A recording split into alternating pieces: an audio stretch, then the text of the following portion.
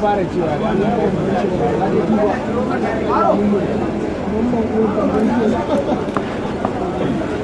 kai ma da yana alfaf 90 ne shaya ba daji Allah ustazin nan wannan sayyadi ne kana gani gaskiya ne ya sayyadi ya sayyadi wannan da faru mutane